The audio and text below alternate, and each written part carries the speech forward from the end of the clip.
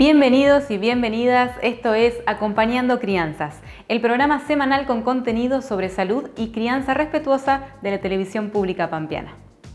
Hoy vamos a charlar con la licenciada en fonoaudiología Ludmila Toledo. Hablaremos sobre cómo estimular el lenguaje, qué dificultades pueden surgir, cuándo esperar las primeras palabras y más. Como siempre, estará la licenciada Paula Ana con el espacio nutritivo y la doctora Steffi con el mito o verdad. Les dejo un pequeño adelanto del programa de hoy.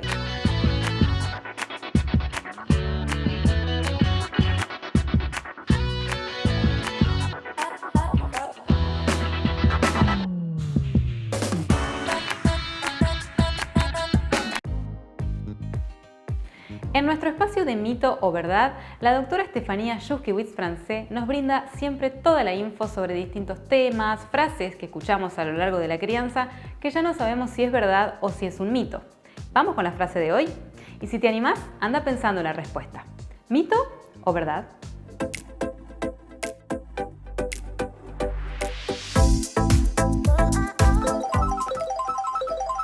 Los pañales se sacan en verano. ¿Mito o verdad? Pensalo bien, que al final del programa lo resolvemos.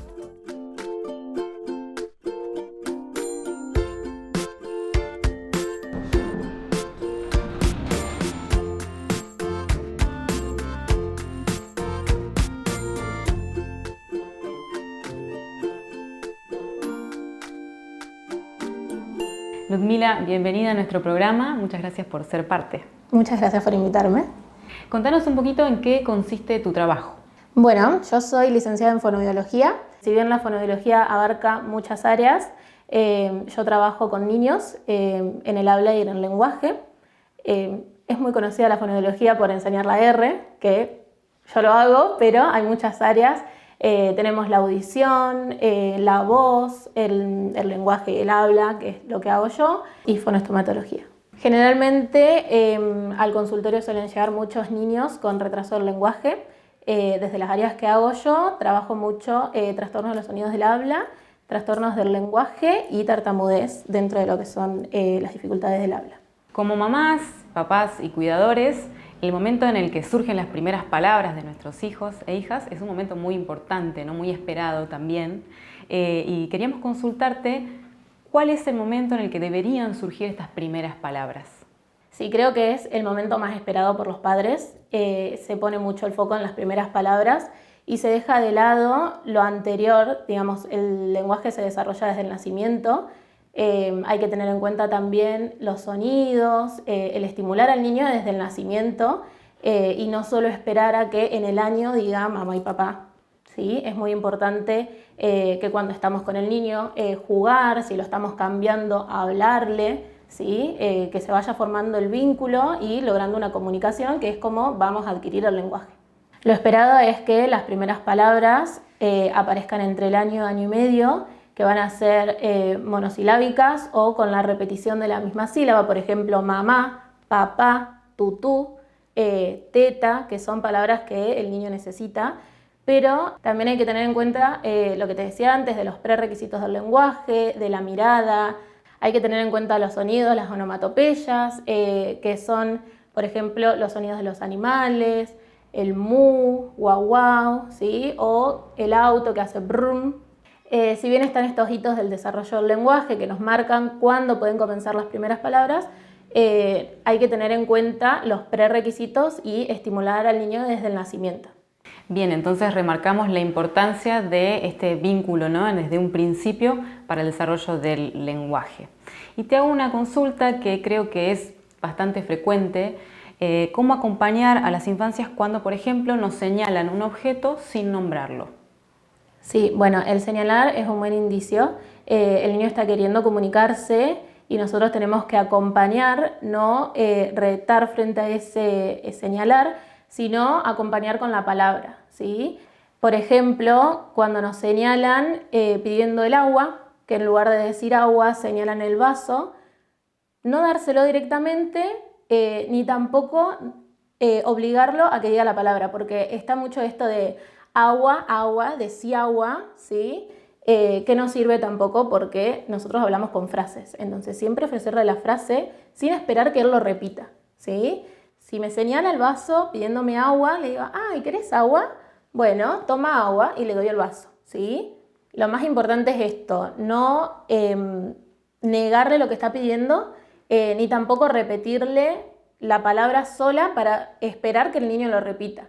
Siempre ofrecérselo en frases y que sea la palabra correcta, porque está mucho esto de que el niño dice baba en vez de agua y baba, y queda como que esa es la palabra correcta. Entonces, no corregirle y esperar que el niño lo diga bien, pero sí ofrecérselo como adultos la palabra correcta. Buenísimos, entonces estos consejos para tener en cuenta. Y relacionado con esto, te consulto, ¿cuáles son los motivos para tener en cuenta a la hora de saber si hay alguna dificultad en el desarrollo del lenguaje? Sí, hay distintos factores por los que se dan los trastornos del lenguaje. Tenemos los factores neurológicos, genéticos, los déficits auditivos. Y también muy importante para tener en cuenta son los factores ambientales y el contexto en el que está ese niño. Dentro de estos se encuentran los factores socioeconómicos y la falta de estimulación, que se ha visto mucho post pandemia con el uso de las pantallas, que fue excesivo el uso de pantallas, que los niños estaban mayormente con adultos y no tenían relación con pares, y ahí se notó mucho como la falta de estimulación. Y esto del juego, que también es muy importante en los primeros años de los niños. Vamos a un corte y enseguida volvemos con más Acompañando Crianzas.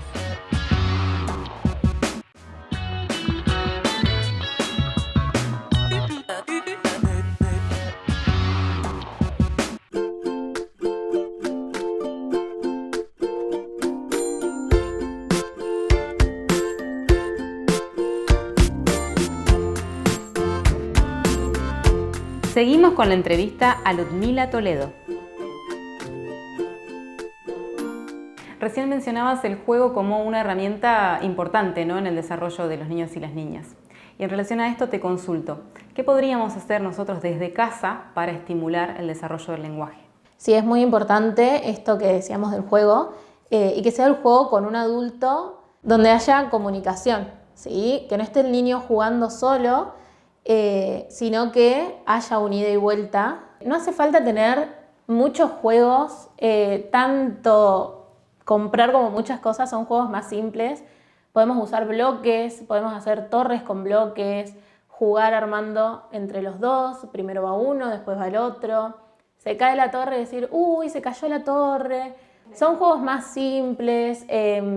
Esto que te decía de la torre, podemos jugar con animalitos, podemos armarle una casa al animalito, podemos jugar con los autos y hacer los sonidos, lo mismo esto de hacer los sonidos de los animales, pero siempre que esté este ida y vuelta y no esté el niño jugando solo, armando la torre en silencio. También es muy importante tener en cuenta el uso de las pantallas, que es la vía más fácil, la tablet, el celular, y esto trae muchas consecuencias porque el niño está con una pantalla, no está en contacto con otra persona, no está hablando, y hoy hay niños que desde muy chiquitos empiezan a estar expuestos a pantallas y no se recomienda entre el nacimiento y los 2 años, no se recomienda el uso de pantallas directamente. No decimos de que no haya nunca, porque es también un poco imposible de que el nene no use una tablet o un celular durante toda su infancia, pero que se use a conciencia tanto con el tiempo que se está expuesto a las pantallas como con las cosas por las que se usa. Así que bueno, lo más importante con esto del uso de las pantallas es eso, el tiempo que el niño las usa y cuál es el contenido al que está expuesto. En lugar de las pantallas, una buena alternativa para ofrecerle a los niños son los libros. Ya que mencionás los libros, te quería consultar, ¿qué podemos hacer desde casa para incorporar el hábito de la lectura? Bueno, igual que lo que hablábamos del juego, que la lectura no sea leerle todo un libro al niño, sino que interactúen, ¿sí? Pueden ser libros con animales o que tengan sonidos, esos que se abren y se ve una imagen más grande. No hace falta tampoco que se cuente toda la historia completa, ni tal cual la dice el cuento, sino que se puede ir inventando una historia a medida que van viendo las imágenes y siempre que el niño participe. Quizás cuando son más pequeños está bueno usar los libros de los animales, que tenemos todos los sonidos para hacer. Entonces vamos mostrando el animal, el niño hace el sonido, ¿sí? No hace falta que le contemos la historia completa. Tanto la lectura como el juego son momentos para compartir con el niño. Es muy difícil con la rutina hacerse ese lugarcito, pero tratar de quizás a la noche usar un ratito antes de ir a dormir, leer algún cuento cortito, tener como este hábito para incorporarlo desde que son pequeños. Un tema que me parece importante compartir con las familias pampeanas es el de los signos de alarma a los que debemos estar atentos y atentas como familias en el desarrollo del lenguaje. ¿Qué nos podrías contar al respecto? Bueno, si bien cada desarrollo es único, tenemos los hitos del desarrollo del lenguaje que nos van a marcar qué sería lo esperado para cada edad, ¿sí? Esto que decíamos antes de que antes del año tiene que estar el señalar, la mirada, los balbuceos, lo que decíamos de los sonidos de las onomatopeyas, los sonidos de los animales. Y después del año, entre los 12 y 18 meses, lo esperado serían entre 10 y 20 palabras, que son palabras funcionales para el niño. Mamá, papá, teta, agua. A los 2 años se esperan entre 50 y 200 palabras, que son palabras de uso cotidiano en los niños, las partes del cuerpo, comida, juguetes, y también empiezan a aparecer las frases cortitas, que serían de 2 o 3 palabras. Quiero agua, dame más. Y a los 3 años esperamos entre 500 y 1000 palabras, sumando adjetivos, verbos y frases un poquito más largas. Si bien estos hitos del desarrollo del lenguaje son estimativos, sí hay que tenerlos en cuenta y consultar. Siempre si tenemos alguna duda, por más que sea muy pequeño, lo más importante es consultar y hacer una intervención temprana. Entonces remarcamos la importancia de acercarse a la consulta ante cualquier duda. Gracias, Ludmi, por ser parte de Acompañando Crianzas y muchísimas gracias por toda la información de valor que nos has brindado. Bueno, muchas gracias a vos, gracias por invitarme y por permitirme este espacio para acercarnos más a las familias. Llegó el momento de presentar el Espacio Nutritivo, un segmento pensado para que semana tras semana podamos aprender un poco más sobre este tema. Hola, esto es Espacio Nutritivo y hoy vamos a hablar de hay que cocinar más.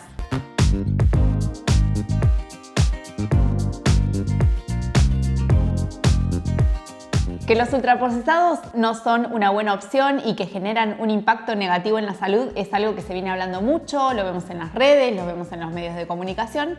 Pero ¿qué pasa cuando estos productos ocupan mucho de nuestra alimentación? ¿Cómo hacemos para reemplazarlos? Cuando hacemos un cambio alimentario hacia alimentos más naturales y comida real, inevitablemente eso nos va a llevar a tener que cocinar más. La mayoría de los productos envasados se puede replicar en nuestra cocina de forma fácil, con pocos ingredientes y con un resultado más saludable, obviamente. Y si no lo pudiéramos replicar, hay que desconfiar mucho de esos productos, ¿sí? Cocinar más no implica embarcarse en recetas muy complejas. Hay algunas personas que les gusta, a otros, que sería la gran mayoría, no. Prefieren resolver con preparaciones fáciles. Y a veces solo se trata de combinar los alimentos en el plato, agregar un poco de aceite, especias y ya está. Y si no les gusta cocinar o no tienen tiempo, otra opción es comprar a emprendedores de nuestra ciudad de comidas caseras y saludables, que hay un montón cada vez más y siempre va a ser mejor que comprar paquetes.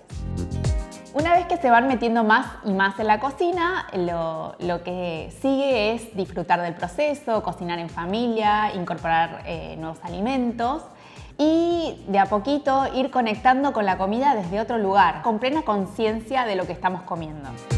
En nuestra rutina diaria, pensar qué comer puede ser algo frustrante y agotador porque terminamos quizás cayendo en los ultraprocesados o comprando comida hecha o siempre comiendo lo mismo. Bueno, entonces les quiero contar que hay un método que se llama batch cooking, que su traducción al español es cocinar para toda la semana y bueno, justamente es eso, cocinar en pocas horas para toda la semana, optimizando tiempo y recursos como por ejemplo gas, electricidad. Lo que tenemos que hacer es planificar un menú de antemano y hacer la compra de alimentos semanal para tener todo lo que necesitamos para cocinar, ¿sí? Hay que pensar por ahí ingredientes y cocciones que se puedan usar en más de una comida.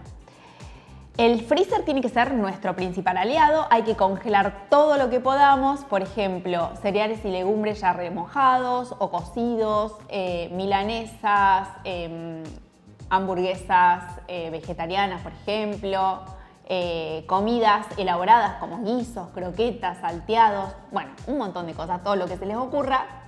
Es importante frizar en porciones pequeñas y para eso va a ser útil tener tuppers o recipientes chicos aptos para freezer, o si no también pueden servir las bolsitas reutilizables.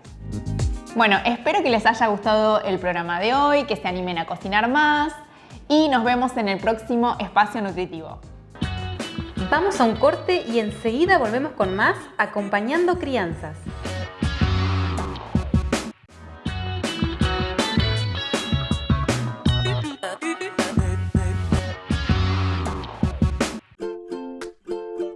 Actualmente existe tanta sobreinformación para las familias que muchas veces nos sentimos confundidos. Por eso existe mito o verdad, para que junto a la doctora Steffi vayamos aclarando esas frases sobre la crianza que escuchamos a diario. Vamos al consultorio, pero antes repasemos la frase de hoy.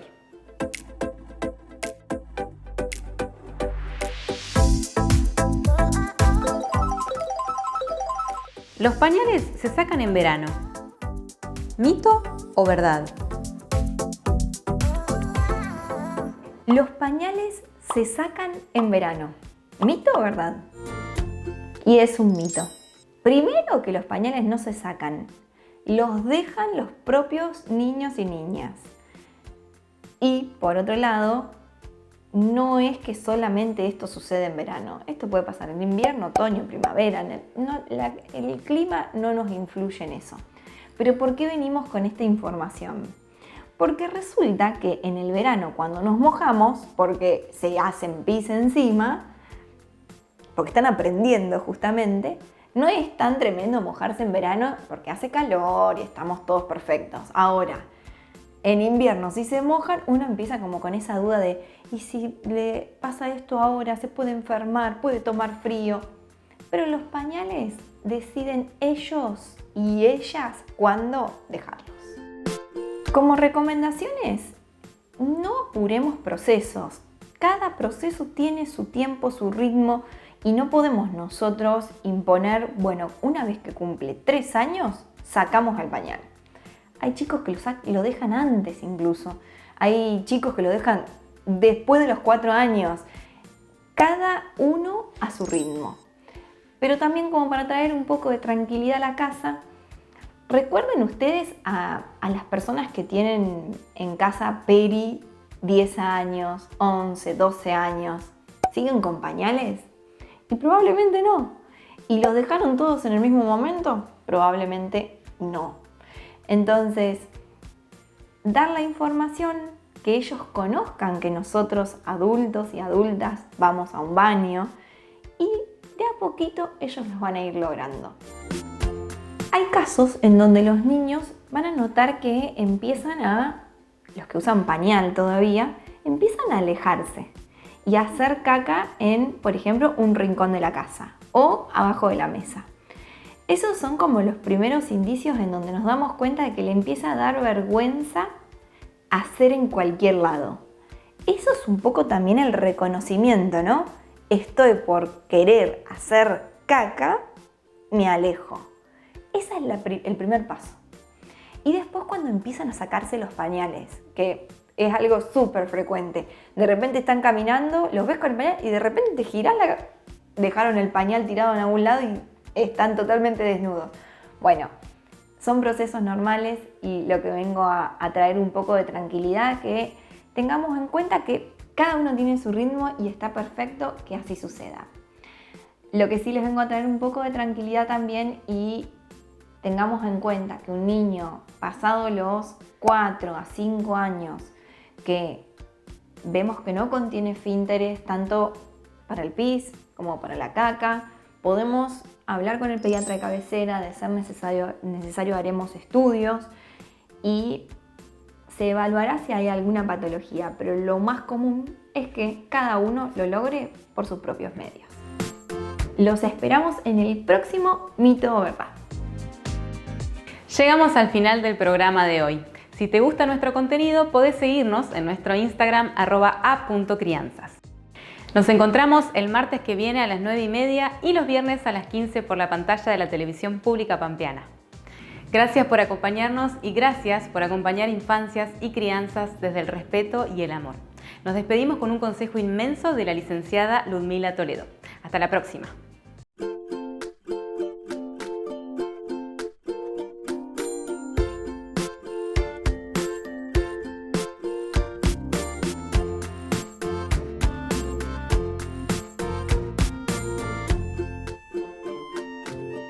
Mi consejo inmenso es acompañar, dedicar un momento del día para compartir con nuestros niños y ser parte de su desarrollo.